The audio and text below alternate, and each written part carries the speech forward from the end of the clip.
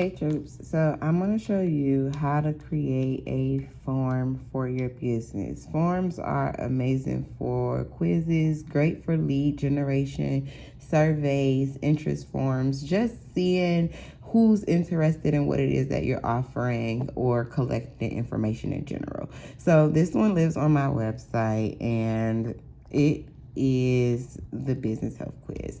When we open it up, I actually just use Google Forms for this. Now, I actually have like 2 or 3 different versions of this form, and some of them actually live on like Band or Jotform, things of that nature. But Google Form is a quick go-to. It's very user-friendly, so I'm going to show you this one. So getting a form like this to collect information. Now, this one is in the quiz space, but again, you can collect email addresses, anything. So let's get into it. So you're going to go into Google Forms, and when you open up Google Forms, it'll look like this. You can either choose a blank form or you can use a template. If you look through their template gallery, you'll see things for like customer feedback, order forms, event registration, contact information, RSVP, all different type of forms, assessments, and so forth. I'm just going to start with like a blank form just to show you what it looks like. So it looks like this. If we want to get into the design space, you'll go to the customize theme place and you can change the different fonts that's there. You can either, and I'm just literally just clicking things. You can change the colors. You can go in and add a image. We're just going to upload something that's directly already here. Let's see, photos. We'll go with this one. Open. And this is all to just boop. It usually generates the colors if you want to go with the theme that's on there. So we'll keep that. All right.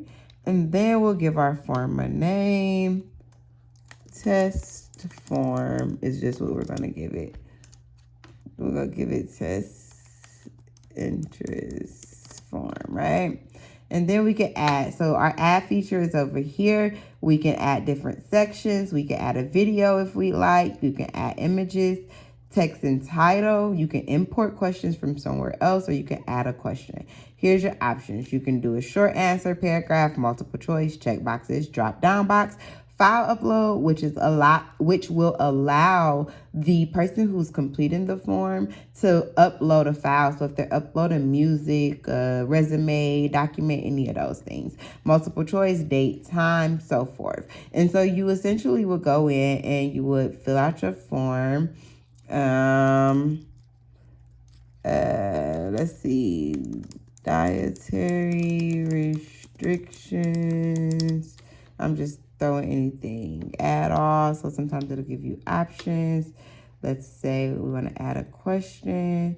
I want this to be a file upload, continue.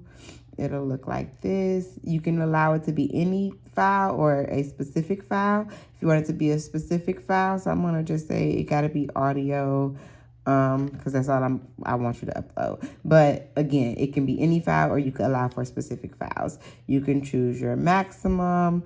That's going to be up to you, maximum file size, and then how many files they can upload. I'm going to say up to 5, but remember, this is on your storage, so you will need to have a Google Drive storage in order for this form to actually work.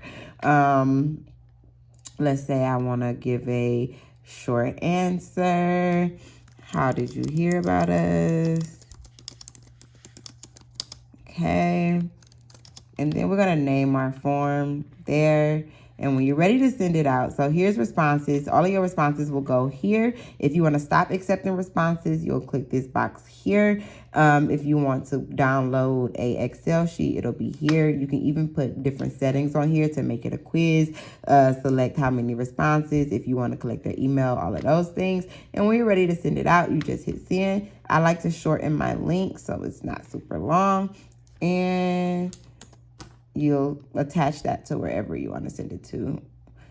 And, you know, we go in, we make buttons, landing pages. Check out the landing page video that's on my YouTube channel if you want to see that. And here's our form.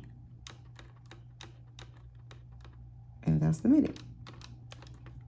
So let's see if a person submits it. And you can make these questions required or not required. But then once they hit submit, and then you go here to your forms. You'll see your responses pop up here, and you'll know how many responses you have, and it'll even break it down in different graphs for you, so you can do like different percentages. This is good for data. You can break it down based off of the question or the individual. All right, I hope this helps. Bye.